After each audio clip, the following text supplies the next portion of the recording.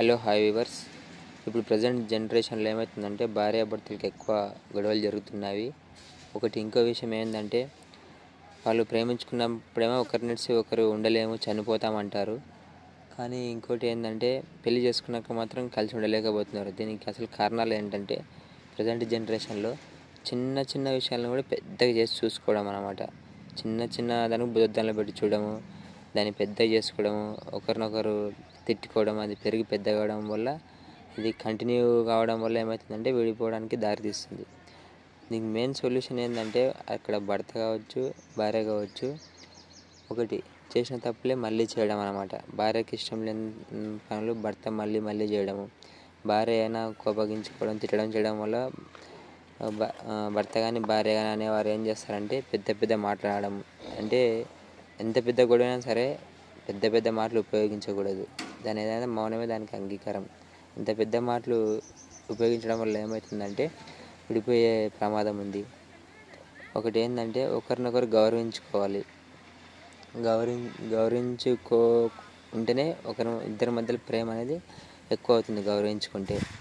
అంతేగాని చిన్న తప్పుల్ని బుద్ధుదంలో పెట్టి చూడడము అట్లా చేయకూడదు. అడ్జస్ట్ అయిపోవాలి. మళ్ళీ చేసే తప్పులు రిపీట్ కాకుండా చూసుకోవాలి. ఫర్ ఎగ్జాంపుల్ ఏంటంటే ఇప్పుడు ఆడవాళ్ళు ఇంట్లో ఉంటారు కదా, ఇంట్లోనే జాబ్ చేయని ఏదైనా సరే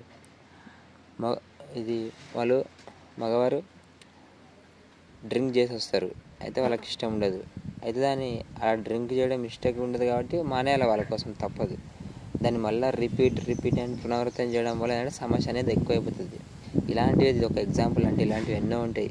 అలాంటి ఆడవాళ్ళ దగ్గర ఉండొచ్చు, మగవాళ్ళ దగ్గర ఉండొచ్చు అనమాట. వీరు రిపీట్ చేయడం వల్ల ఏమవుతుందంటే ఖచ్చితంగా క్లాషెస్ వచ్చేస్తాయి. అది రిపీట్ చేయకుండా చూసుకోవాలి.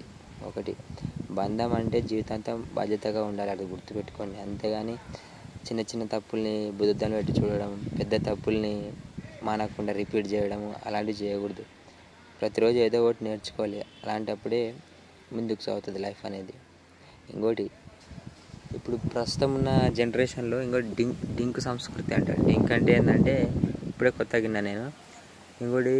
పిల్లలు కావడానికి విముఖత చూపిస్తారన్నమాట. సంతానోత్పత్తి ఒకప్పుడు 1950లో 4.18గా ఉండేది. అదే 1980లో మాత్రం సంతానోత్పత్తి 1950లో 6.18గా ఉండేది అనమాట. 6.18గా. ఇప్పుడు 1980లో మాత్రం అంటే 1980లో అది 4.90కి వచ్చింది. తర్వాత ఇప్పుడు 2021-2024లో మాట 1.91కి వచ్చేసింది. అంటే ఇంత తక్కువైంది. అంటే దీన్ని బట్టి ఏంటంటే దేనికైనా అనాలిసిస్ ఉండాలి. అందరూ చదువుకున్నవారే కాబట్టి పిల్లలు కనకుండా ఉండడము, డింక్ సంస్కృతిలోకి వెళ్ళడం అది మంచిది కాదు. ఎందుకంటే పెళ్లి చేసుకునేది పిల్లలు కనడానికి, ఒకరినో ఇద్దరినో కనాలి మినిమం. కాకపోతే ఇదేంటంటే వాళ్ళు ఏమంటారంటే ఎందుకు ఇలా చేస్తున్నారంటే చాలామంది ఖర్చులు భరాయించలేము, వాళ్ళని ఫ్యూచర్లో పెంచలేము, చాలా ఖర్చులు అవుతాయి. పర్యావరణానికి మంచిగా చేసిన వాళ్ళం అవుతారని సమాధానం చెప్తారు. కానీ అది కరెక్ట్ కాదు. పెళ్లి చేసుకున్నాక కనీసం మినిమం ఒక్కరినన్నా ఉంటే మంచిది, చాలా మంచిది.